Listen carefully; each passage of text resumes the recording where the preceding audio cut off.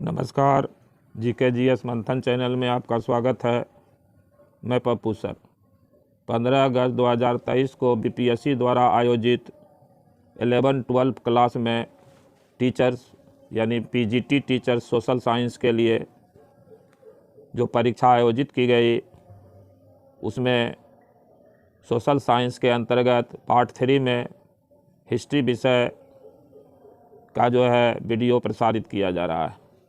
प्रश्न संख्या 71 है, हड़प्पा सभ्यता की विशिष्ट विशेषता कौन सी है? ए सील, बी शहरी नियोजन, सी आभूषण, डी उपर्युक्त में से एक से अधिक, ई उपर्युक्त में से कोई नहीं। तो इसका सही उत्तर है डी, उपर्युक्त में से एक से अधिक विशेषता इसमें हड़प्पा सभ्यता की है। हड़प्पा सभ्यता से सील भी मिला हुआ है, हड़प्पा जो है शहरी नियोजन था और यहाँ से आभूषण भी प्राप्त हुआ है।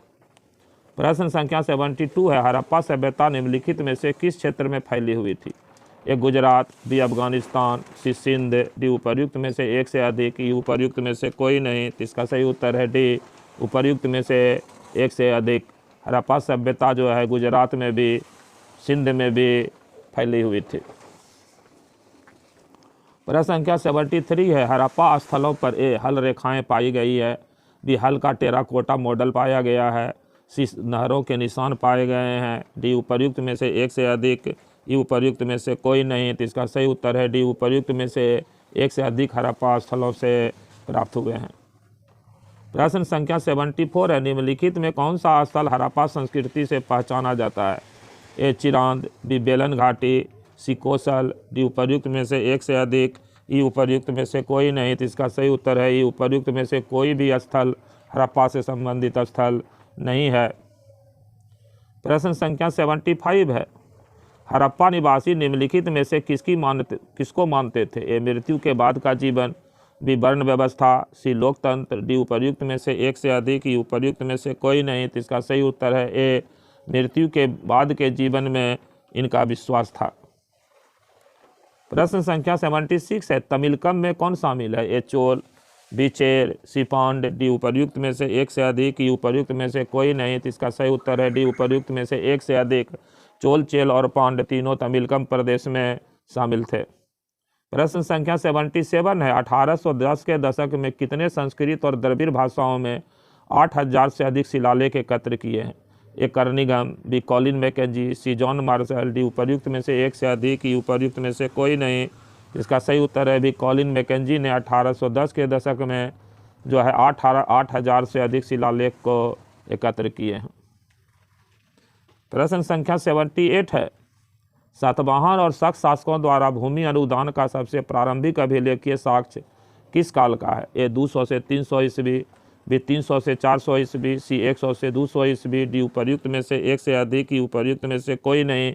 इसका सही उत्तर है 100 से 200 ईस्वी के बीच का सातवाहन और शक शासकों का भूमि अनुदान से संबंधित अभिलेखीय साक्ष्य मिला है, जिसमें सातवाहन शासकों ने ही भारत में पहली बार भूमि अनुदान देने की परंपरा प्रारंभ किया। प्रश्न संख्या 79 है, कन्नौज के राजा हर्षवर्धन ने शासन किया। ए 600 से 647 ईस्वी, बी 600 से 647 ईस्वी, 609 से 647 ईस्वी, डी उपर्युक्त में से एक से अधिक, ई उपर्युक्त में से कोई नहीं। तो इसका सही उत्तर है बी, 600 से 647 ईस्वी तक हर्षवर्धन का शासनकाल है। ये पुष्पभूति वंश के राजा थे। प्रारंभ में इनकी राजधानी थानेश्वर थी और बाद में इन्होंने कन्नौज को अपनी राजधानी बनाया।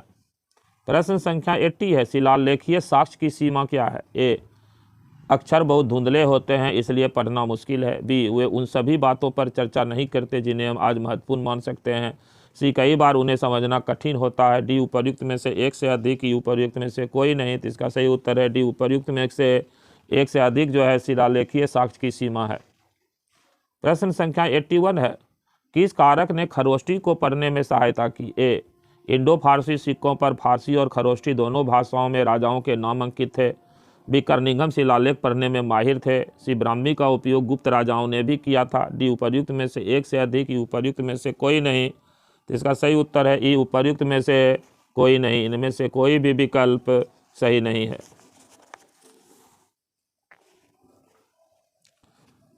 प्रश्न संख्या 82 है,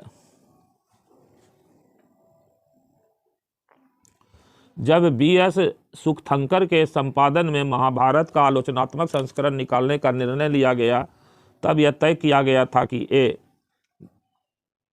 देश के विभिन्न हिस्सों से विभिन्न लिपियों में लिखी गई संस्कृत पांडुलिपियों को एकत्र किया जाएगा, बी तमिल में पाई गई पांडुलिपियों पर विशेष ध्यान देना, सी हड़प्पा संस्कृति के किसी भी संदर्भ का उल्लेख नहीं होना चाहिए, डी उपर्युक्त में से एक से अधिक, ई उपर्युक्त में से कोई नहीं। इसका सही उत्तर है ए देश के विभिन्न हिस्सों में विभिन्न लिपियों में लिखी गई संस्कृत पांडुलिपियों को एकत्र किया जाना। प्रश्न संख्या 83 है, सल्तनत काल में उलूक क्या था? ए पैदल सैनी, बी घोड़ा पोस्ट, सी दृढ़ गैरिसन, डी उपर्युक्त में से एक से अधिक, ई उपर्युक्त में से कोई नहीं। तो इसका सही उत्तर है बी उलूक जो है सल्तनत शासन काल में घोड़ा का पोस्ट था। प्रश्न संख्या 84 है, अब्दुल रज्जाक ने निम्नलिखित में से किस शहर का दौरा किया? ए चेन्नई, बी मंगलोर, सी गोवा, डी उपर्युक्त में से एक से अधिक, ई उपर्युक्त में से कोई नहीं। तो इसका सही उत्तर है बी अब्दुल रज्जाक ने मंगलोर का दौरा किया था। प्रश्न संख्या 85 है, संतों की जीवनी हैगियोग्राफी का मतलब है? ए धार्मिक नेताओं की जीवनी, बी जमींदारों की जीवनी, सी अनुयायियों द्वारा लिखी गई संतों की जीवनी, ई उपर्युक्त में से एक से अधिक, ई उपर्युक्त में से कोई नहीं। तो इसका सही उत्तर है डी उपर्युक्त में से एक से अधिक। हैगियोग्राफी का मतलब है जो है धार्मिक नेताओं की जीवनी और अनुयायियों द्वारा लिखी गई संतों की जीवनी। प्रश्न संख्या 86 है, सांची के प्राचीन स्थल के संरक्षण के लिए किस शासक ने धन उपलब्ध कराया था? ए सुल्तान जहां बेगम, बी शाहजहां बेगम, सी रुखसाना बेगम, डी उपर्युक्त में से एक से अधिक, ई उपर्युक्त में से कोई नहीं। तो इसका सही उत्तर है डी उपर्युक्त में से एक से अधिक ने। प्रश्न संख्या 87 है, इनमें से कौन 5वीं और 7वीं शताब्दी के बीच का चीनी यात्री है? ए फाहियान, फासियन, फाहियान होना चाहिए, बी जुआनजियान, सी फांगजांग, डी एक उपर्युक्त में से एक से अधिक, ई उपर्युक्त में से कोई नहीं। तो इसका सही उत्तर है ए फाहियान।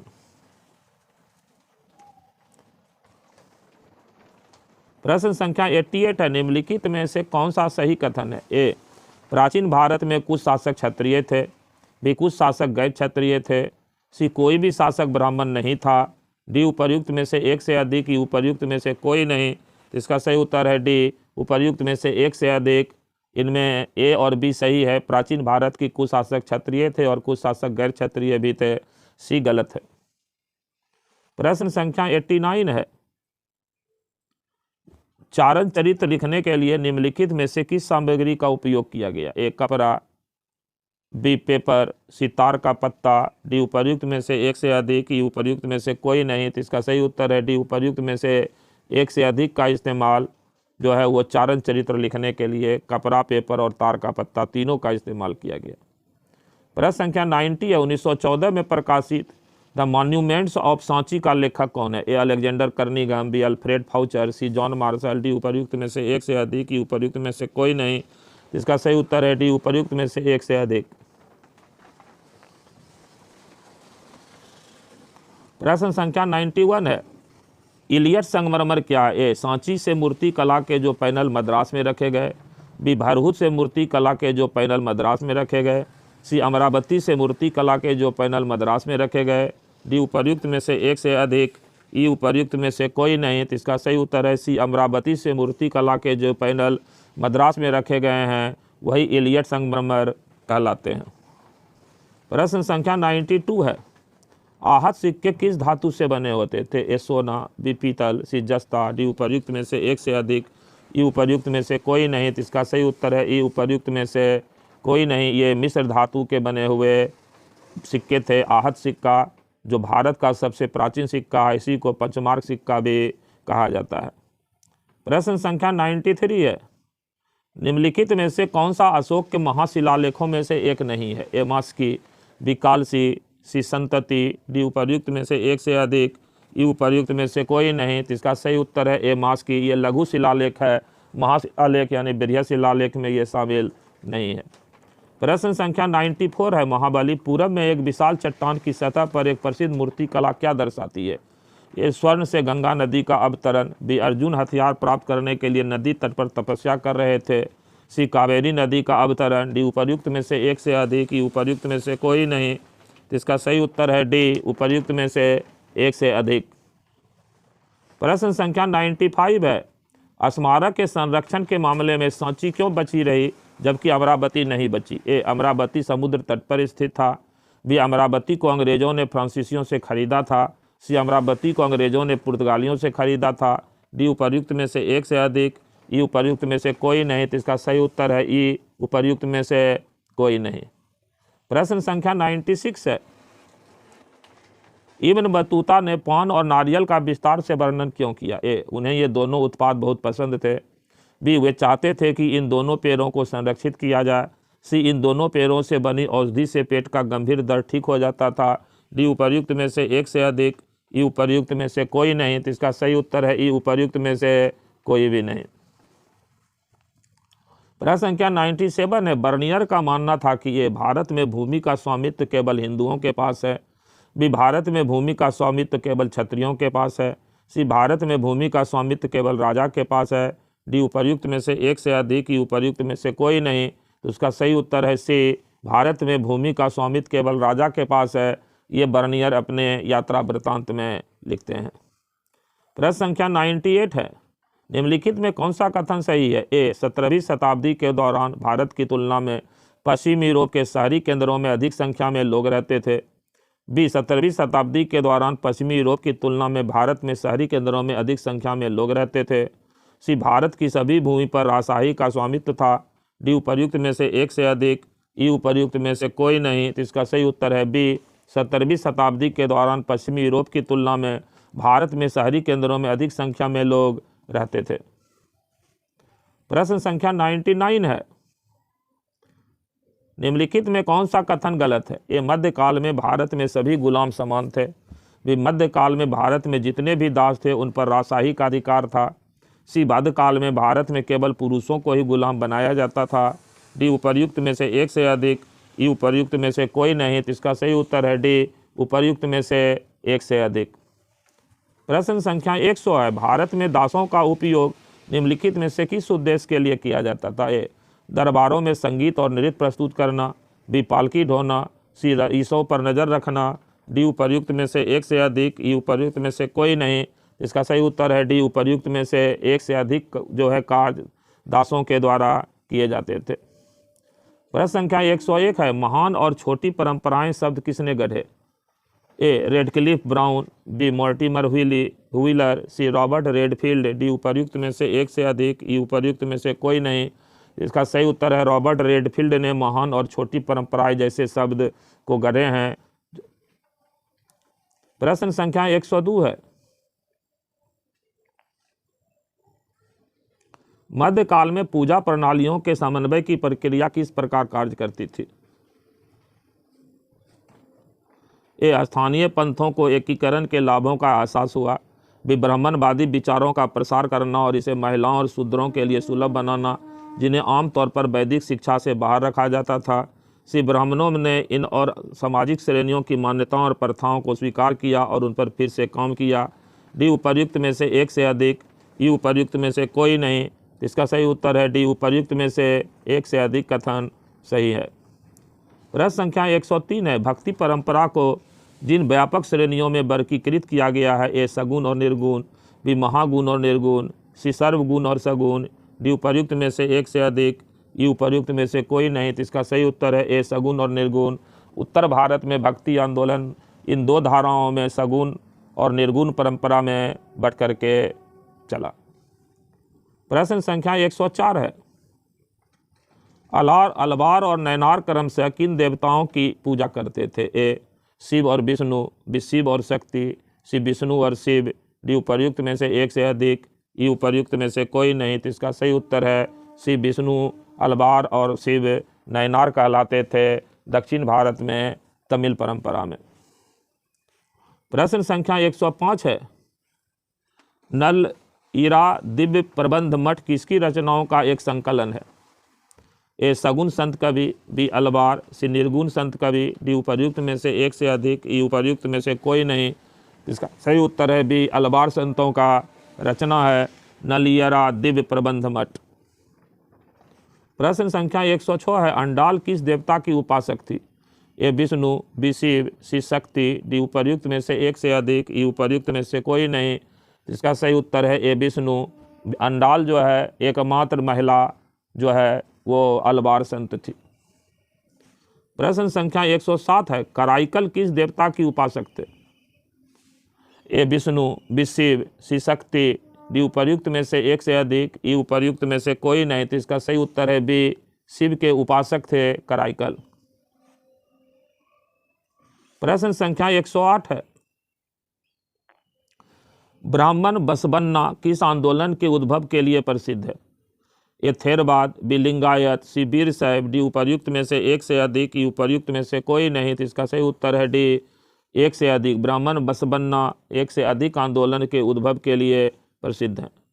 प्रश्न संख्या 109 है, शरिया का अर्थ है? ए जरतुश्ती संप्रदाय को नियंत्रित करने वाले कानून, बी मुस्लिम समुदाय को नियंत्रित करने वाले कानून, सी पारसी समुदाय को नियंत्रित करने वाले कानून, डी उपर्युक्त में से एक से अधिक, ई उपर्युक्त में से कोई नहीं। इसका सही उत्तर है बी, मुस्लिम समुदाय को नियंत्रित करने वाले जो कानून है उसी को शरिया कानून या शरीयत कानून कहते हैं। और शरीयत कानून के अंतर्गत 4 पुस्तक हैं, पहला कुरान, दूसरा हदीस, तीसरा इजबा, चौथा कयास, जिसमें कुरान और हदीस महत्वपूर्ण है। प्रश्न संख्या 110 है, 712 ईस्वी में किस शासक ने सिंध पर विजय प्राप्त की? ए मोहम्मद बिन कासिम, बी मोहम्मद बिन तुगलक, सी मोहम्मद बिन कासिम, ए मोहम्मद बिन अहमद था, सी मोहम्मद बिन कासिम, डी उपर्युक्त में से एक से अधिक, की उपर्युक्त में से कोई नहीं। इसका सही उत्तर है सी, मोहम्मद बिन कासिम। अरब के सेनापति मोहम्मद बिन कासिम ने 712 ईस्वी में भारत के सिंध राज्य पर आक्रमण किया था। इस समय सिंध के राजा दाहिर थे और इसमें दाहिर पराजित हो गए, जिससे अरबों का भारत पर अधिकार स्थापित हो गया सिंध पर। प्रश्न संख्या 111 है, सिलसिला क्या होते हैं? ए सूफी वंशावली, बी उलेमा वंशावली, सी उमरा वंशावली, डी उपर्युक्त में से एक से अधिक, ई उपर्युक्त में से कोई नहीं। इसका सही उत्तर है ए सूफी वंशावली को सिलसिला कहते हैं। भारत में मध्यकाल में जो सूफी आंदोलन चला वो अनेक सिलसिला में बट करके चला। प्रश्न संख्या 112 है, अजमेर में चिश्ती दरगाह में निम्नलिखित में से किसके निर्माण के लिए अकबर जिम्मेदार था? ए मस्जिद, बी देग, सी दरगाह, डी उपर्युक्त में से एक से अधिक, ई उपर्युक्त में से कोई नहीं। तो इसका सही उत्तर है डी, उपर्युक्त में से एक से अधिक कार्य अजमेर में चिश्ती दरगाह में अकबर ने करवाया था। प्रश्न संख्या 113 है, पद्मावत किसका एक रूप है? ए शादी नामा, बी चरखा नामा, सी प्रेम आख्यान, डी उपर्युक्त में से एक से अधिक, ई उपर्युक्त में से कोई नहीं। तो इसका सही उत्तर है सी, प्रेम आख्यान जो है पद्मावत है। और पद्मावत की रचना मलिक मोहम्मद जायसी ने किया है। प्रश्न संख्या 114 है, निजामुद्दीन औलिया को किस नाम से भी जाना जाता था? ए आलमगीर, बी सुल्तान उल अमरा, सी सुल्तान उल मसाइक, डी उपर्युक्त में से एक से अधिक, ई उपर्युक्त में से कोई नहीं। इसका सही उत्तर है सी, सुल्तान उल मसाइक के नाम से निजामुद्दीन औलिया जाने जाते थे। ये चिश्ती सिलसिला के महान सूफी संत हैं हुए। प्रश्न संख्या 115 है, आदि ग्रंथ में इनमें से किस संत की बातें संकलित है? ए कबीर की, बी बाबा फरीद की, सी रविदास की, डी उपर्युक्त में से एक से अधिक, ई उपर्युक्त में से कोई नहीं। इसका सही उत्तर है डी, उपर्युक्त में एक से अधिक संतों की बातें जो हैं आदि ग्रंथ में शामिल हैं। प्रश्न संख्या 116 है, इनमें कौन उलट बांसी रचनाओं के लिए प्रसिद्ध है? ए मलिक मोहम्मद जायसी, बी मंजन, सी कबीर दास, डी उपर्युक्त में से एक से अधिक, ई उपर्युक्त में से कोई नहीं। इसका सही उत्तर है सी, कबीर दास उलट बांसी रचनाओं के लिए मध्यकाल में सबसे प्रसिद्ध रहे। और ये मध्यकाल में भक्ति आंदोलन में निर्गुण परंपरा के सबसे महान संत हुए। और इन्होंने अपना भक्ति का प्रचार जो है वो दोहा के रूप में किया। और इनका जो दोहा का संकलन है उस पुस्तक का नाम है बीजक। प्रश्न संख्या 117 है, इनमें से कौन सगुन मार्गी भक्ति संत नहीं है? ए कबीर, बी मीराबाई, सी तुलसीदास, डी उपर्युक्त में से एक से अधिक, की उपर्युक्त में से कोई नहीं है। तो इसमें सही उत्तर हो जाएगा सगुन मार्गी। इसमें जो है मीराबाई और तुलसीदास दोनों है, तो इसका सही उत्तर हो जाएगा ए, कबीरदास जो है ये निर्गुण मार्गी थे, सगुन मार्गी मीराबाई और तुलसीदास थे। प्रश्न संख्या 118 है, निम्नलिखित में कौन सा जोड़ा सही सुमेलित है? ए तजकीरा संतों की जीवनी संबंधी लेख, बी मालफूजात सूफी संतों की बातचीत, सी मकतूबल सूफी गुरुओं का लिखे गए पत्र, डी उपर्युक्त में से एक से अधिक, ई उपर्युक्त में से कोई नहीं। तो इसका सही उत्तर है डी उपर्युक्त में से एक से अधिक। प्रश्न संख्या 119 है, हम्पी के खंडहरों को प्रकाश में लाया गया? ए कॉलिन मैकेंजी द्वारा, बी फ्रांसिस मैकेंजी द्वारा, सी अलेक्जेंडर कनिंघम द्वारा, डी उपर्युक्त में से एक से अधिक, ई उपर्युक्त में से कोई नहीं। तो इसका सही उत्तर है ए कॉलिन मैकेंजी ने ही हम्पी के खंडहरों का पता लगाया था और हम्पी का खंडहर विजयनगर साम्राज्य का अवशेष है। प्रश्न संख्या 120 है, विजयनगर के शासकों का किस क्षेत्र के शासकों के साथ संघर्ष था? ए गुजरात के सुल्तान, बी उड़ीसा के गजपति शासक, सी बादामी के सतवाहन शासक, डी उपर्युक्त में से एक से अधिक, ई उपर्युक्त में से कोई नहीं। इसका सही उत्तर है बी उड़ीसा के गजपति शासक के साथ विजयनगर के शासकों का संघर्ष चला। इसके अलावे विजयनगर के शासकों का बहमनी शासकों के साथ भी लंबा संघर्ष चला था। प्रश्न संख्या 121 है, निम्नलिखित में से किस राज्य को कर्नाटक साम्राज्यम के नाम से भी जाना जाता है? पांड्यों का साम्राज्य, बी चेरों का साम्राज्य, सी चोलों का साम्राज्य, डी उपर्युक्त में से एक से अधिक, ई उपर्युक्त में से कोई नहीं। तो इसका सही उत्तर है ई उपर्युक्त में से कोई नहीं। कर्नाटक साम्राज्यम जो है ये विजयनगर साम्राज्य को कहा जाता है। प्रश्न संख्या 122 है, 15वीं शताब्दी में विजयनगर साम्राज्य का दौरा किसने किया था? ए अब्दुल अजीज, बी बर्नियर, सी टॉमस रो, डी उपर्युक्त में से एक से अधिक, ई उपर्युक्त में से कोई नहीं। तो इसका सही उत्तर है ई उपर्युक्त में से कोई नहीं। इनमें से तीनों में से कोई भी विजयनगर का दौरा नहीं किए थे। प्रश्न संख्या 123 है, हम्पी किस नदी के तट पर स्थित है? ए गोदावरी, बी कृष्णा, सी तुंगभद्रा, डी उपर्युक्त में से एक से अधिक, ई उपर्युक्त में से कोई नहीं। तो इसका सही उत्तर है सी हम्पी जो है तुंगभद्रा नदी के किनारे स्थित है। प्रश्न संख्या 124 है, हजारा राम मंदिर की दीवारों पर निम्नलिखित में से किसकी कहानियों को दर्शाया गया है? ए पंचतंत्र, बी रामायण, सी ऋग्वेद, डी उपर्युक्त में से एक से अधिक, ई उपर्युक्त में से कोई नहीं। तो इसका सही उत्तर है बी रामायण की पंक्तियों को हजारा राम मंदिर की दीवारों पर उत्कीर्ण किया गया है। प्रश्न संख्या 125 है, निम्नलिखित में से किस मंदिर में रथ की मूर्ति पत्थर से बनाई गई है? ए हजारा कृष्ण मंदिर, बी विट्ठल मंदिर, सी हजारा विरूपा मंदिर, डी उपर्युक्त में से एक से अधिक, ई उपर्युक्त में से कोई नहीं। इसका सही उत्तर है बी विट्ठल मंदिर में जो है रथ की मूर्ति पत्थर से बनाई हुई है। प्रश्न संख्या 126 है, अब्दुल फजल द्वारा लिखित आईने अकबरी में निम्नलिखित में से किससे संबंधित जानकारी शामिल है? ए खेती सुनिश्चित करने के लिए राज द्वारा की गई व्यवस्था, बी राज्य की एजेंसियों द्वारा राजस्व संग्रह को सक्षम करने के लिए राज द्वारा की गई व्यवस्था, सी सम्राट अकबर का इतिहास, डी उपर्युक्त में से एक से अधिक, ई उपर्युक्त में से कोई नहीं। तो इसका सही उत्तर है डी उपर्युक्त में से एक से अधिक कथन अबुल फजल के आईने अकबरी से संबंधित सही है। प्रश्न संख्या 127 है, फ्रांसीसी बुकानन किससे संबंधित है? ए कलकत्ता में चिड़ियाघर की स्थापना, बी बॉटनिकल गार्डन के प्रभारी, सी गवर्नर जनरल के सर्जन, डी उपर्युक्त में से एक से अधिक, ई उपर्युक्त में से कोई नहीं। तो इसका सही उत्तर है डी उपर्युक्त में से एक से अधिक कथन फ्रांसिस बुकानन के संबंध में सही है।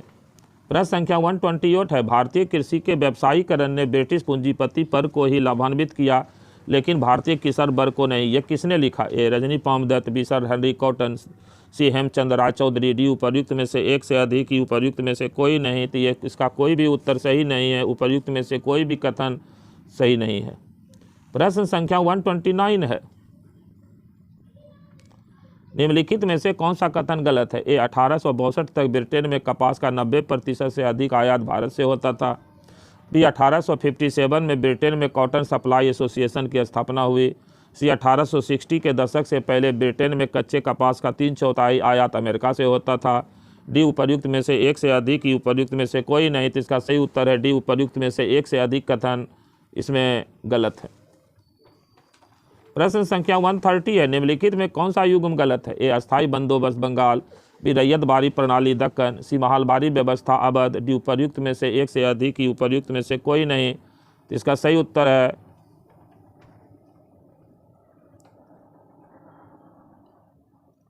सी महलबारी व्यवस्था अवध। ये गलत है। अस्थायी बंदोबस्त बंगाल में था, रैयतबारी प्रणाली दक्कन में मुख्य रूप से था। प्रश्न संख्या 131 है, रिकार्डियन विचारों से आप क्या समझते हैं? ये इसमें सुझाव दिया गया है कि भूस्वामी को केवल एक निश्चित समय पर प्रचलित औसत लगान पर ही दावा करना चाहिए। डी, इसमें सुझाव दिया गया कि भूस्वामी को एक निश्चित समय पर प्रचलित अधिकतम लगान का दावा करना चाहिए। सी, इसमें सुझाव दिया गया कि भूस्वामी को अपने लाभ का एक हिस्सा क्षेत्र के किसानों के साथ साझा करना चाहिए। डी, उपर्युक्त में से एक से अधिक ही उपर्युक्त में से कोई नहीं। तो इसका सही उत्तर है ए, इसमें सुझाव दिया गया कि भूस्वामी को केवल एक निश्चित समय पर प्रचलित औसत लगान पर ही दावा करना चाहिए। रिकार्डियन विचार। प्रश्न संख्या 132 है, 132 है। अंग्रेजों ने परिसीमन कानून क्यों पारित किया, जिसमें कहा गया कि साहूकारों और रैयतों के बीच हस्ताक्षरित ऋण बॉन्ड की वैधता केवल 3 वर्षों के लिए होगी। ए, ये वे किसानों की भलाई की कामना करते थे। बी, वे साहूकारों के लिए अधिक लाभ सुनिश्चित करना चाहते थे। सी, वे न्यायिक प्रणाली की पवित्रता की रक्षा करना चाहते थे। डी, उपर्युक्त में से एक से अधिक। ई, उपर्युक्त में से कोई नहीं। तो इसका सही उत्तर है ई, उपर्युक्त में से कोई भी नहीं परिसीमन कानून के संबंध में सही है। प्रश्न संख्या 133 है।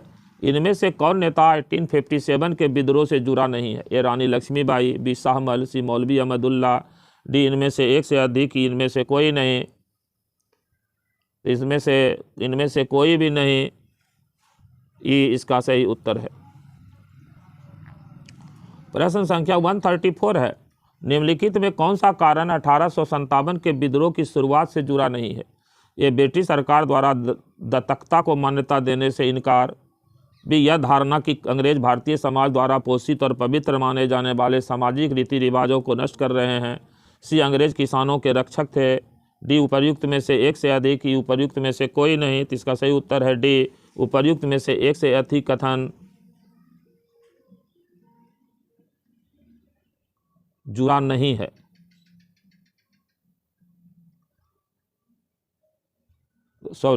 इसका सही उत्तर हो जाएगा सी, अंग्रेज किसानों के रक्षक थे। ये विद्रोह की शुरुआत से जुड़ा हुआ नहीं है। प्रश्न संख्या 135 है। इनमें से कौन गुजराती हैं और लंदन में प्रशिक्षित वकील हैं? ए, सरदार वल्लभ भाई पटेल। बी, मोहम्मद अली जिन्ना। सी, गोपाल कृष्ण गोखले। डी, उपर्युक्त में से एक से अधिक। ई, उपर्युक्त में से कोई नहीं। तो इसका सही उत्तर है ए, सरदार वल्लभ भाई पटेल गुजराती थे और लंदन में वकालत की डिग्री प्राप्त किए हुए थे। प्रश्न संख्या 136 है। इनमें से किसे लाल, बाल और पाल के नाम से नहीं जाना जाता? ए, बी, जी तिलक। बी, लाला लाजपत राय। सी, बी, सी पाल। डी, उपर्युक्त में से एक से अधिक।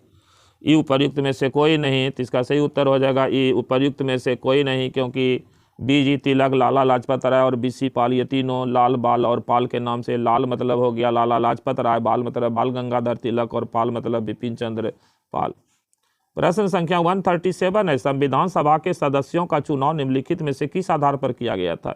ए, सार्वभौमिक वैश्य मताधिकार। बी, सार्वभौमिक पुरुष वैश्य मताधिकार। सी, सार्वभौमिक महिला वैश्य मताधिकार। डी, उपयुक्त में से एक से अधिक। ई, उपयुक्त में से कोई नहीं।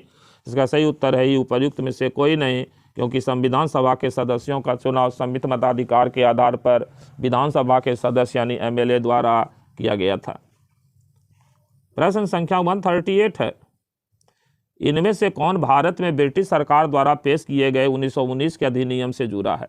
ए, Edwin Montagu. B, Simon. C, Chelmsford. D, उपयुक्त में से एक से अधिक। ई, उपयुक्त में से कोई नहीं। तो इसका सही उत्तर है डी, उपयुक्त में से एक से अधिक। 1919 के अधिनियम से लॉर्ड मोंटेग्यू और लॉर्ड चैम्स दोनों जुड़े हुए थे। ए और सी। प्रश्न संख्या 139 है। आधुनिक चीन का संस्थापक किसे माना जाता है? ए, कांग यूबेई। बी, माओ से तुंग। सी, सन्यास सेन। डी, उपर्युक्त में से एक से अधिक। ई, उपर्युक्त में से कोई नहीं। तो इसका सही उत्तर है सी, सन्यास सेन, जो 1911 की चीनी क्रांति के नेता थे। इनको आधुनिक चीन का संस्थापक माना जाता है। प्रश्न संख्या 140 है। मेसोपोटामिया यूरोपीय लोगों के लिए क्यों महत्वपूर्ण था? ए, यह भारत के व्यापार मार्ग पर स्थित था। बी, इसका ओल्ड टेस्टामेंट में संदर्भ है। सी, मैग्ना कार्टा में इसका संदर्भ है। डी, उपर्युक्त में से एक से अधिक। ई, उपर्युक्त में से कोई नहीं। तो इसका सही उत्तर है बी, इसका ओल्ड टेस्टामेंट में संदर्भ है। जो ओल्ड टेस्टामेंट है ये यहूदियों का पवित्र धर्म ग्रंथ है।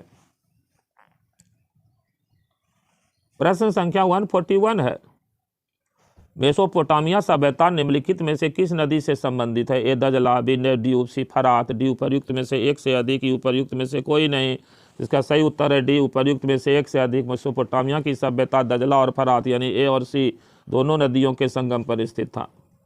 प्रश्न संख्या 142 है, मेसोपोटामिया सभ्यता में पाई गई बेलनाकार पत्थर की मोहरों की अनूठी विशेषता क्या थी? इसे आसानी से स्टोर किया जा सकता है, बी यह लगातार चित्र बना सकता है, सी इसका उपयोग केवल शासकों द्वारा किया जाता था, डी उपर्युक्त में से एक से अधिक, ई उपर्युक्त में से कोई नहीं। इसका सही उत्तर है बी यह लगातार चित्र बना सकता है। प्रश्न संख्या 143 है, चरवाहे अनाज के बदले में क्या लेते थे? ए पनीर, बी खाद, सी धातु के उपकरण, डी उपर्युक्त में से एक से अधिक, ई उपर्युक्त में से कोई नहीं। इसका सही उत्तर है डी उपयुक्त में से एक से अधिक चरवाहे जो है अनाज के बदले में लेते थे। प्रश्न संख्या 144 है, गिलगमेश महाकाव्य मूलतः किस पर लिखा गया था? ए स्क्रॉल पर, बी 11 पट्टिका पर, सी 12 पट्टिका पर, डी उपर्युक्त में से एक से अधिक, ई उपर्युक्त में से कोई नहीं। तो इसका सही उत्तर है सी 12 पट्टिका पर गिलगमेश महाकाव्य लिखा गया था। प्रश्न संख्या 145 है, कॉन्स्टेंटिनोपल किसके तट पर स्थित है? ए भूमध्य सागर, बी फारस की खाड़ी, सी काला सागर, डी उपर्युक्त में से एक से अधिक, ई उपर्युक्त में से कोई नहीं। इसका सही उत्तर है सी काला सागर के तट पर कॉन्स्टेंटिनोपल शहर स्थित है। कॉन्स्टेंटिनोपल पुराने समय में कॉन्स्टेंटिनोपल जो है पुराने समय में जो है कॉन्स्टेंटाइन या कस्तुनतिनिया कहलाता था, जो वर्तमान में इस्तांबुल के नाम से जाना जाता है। प्रश्न संख्या 146 है, सेंट ऑगस्टीन कहाँ के बिशप थे? ए रोम का इतालवी शहर, बी उत्तरी अफ्रीकी शहर हिप्पो, सी ग्रीक शहर स्पार्टा, डी उपर्युक्त में से एक से अधिक, ई उपर्युक्त में से कोई नहीं। तो इसका सही उत्तर है बी उत्तरी अफ्रीका शहर हिप्पो के बिशप थे सेंट ऑगस्टीन। प्रश्न संख्या 147 है, परवर्ती रोमन साम्राज्य के दौरान चांदी आधारित मुद्राओं में गिरावट का कारण क्या था? ए इटली की चांदी की खदानें समाप्त हो गई थी, बी मिस्र की चांदी की खदानें समाप्त हो गई थी, सी स्पेन की चांदी की खदानें समाप्त हो गई थी, डी उपर्युक्त में से एक से अधिक, ई उपर्युक्त में से कोई नहीं। तो इसका सही उत्तर है सी स्पेन के चांदी की खदानें समाप्त हो गई थी, इसलिए पवित्र रोमन साम्राज्य के दौरान चांदी आधारित मुद्राओं के कीमत में गिरावट हो गया था। प्रश्न संख्या 148 है, मध्यकालीन फ्रांस के 3 वर्ग क्या हैं? ए पादरी वर्ग, कुलीन वर्ग और किसान वर्ग, बी अभिजात वर्ग, कुलीन वर्ग, किसान वर्ग, सी पोप पद, पादरी पर, कुलीन वर्ग, डी उपर्युक्त में से एक से अधिक, ई उपर्युक्त में से कोई नहीं। तो इसका सही उत्तर है ए पादरी वर्ग, कुलीन वर्ग और किसान वर्ग। 3 स्टेट कहलाते थे। प्रश्न संख्या 149 है, श्वेत ऑस्ट्रेलिया नीति कब समाप्त हुआ? ए 1973, बी 1972, सी 1974, डी उपर्युक्त में से एक से अधिक, ई उपर्युक्त में से कोई नहीं। तो इसका सही उत्तर है सी 1974 ईस्वी में श्वेत ऑस्ट्रेलिया नीति समाप्त हुई।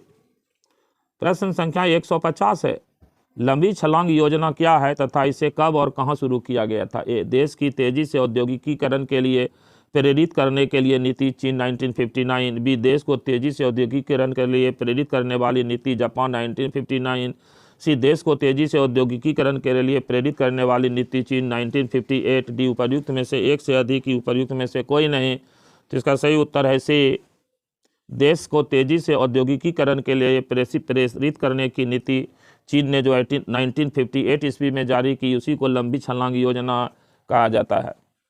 इस वीडियो में इतना ही। जय हिंद, जय भारत, नमस्कार।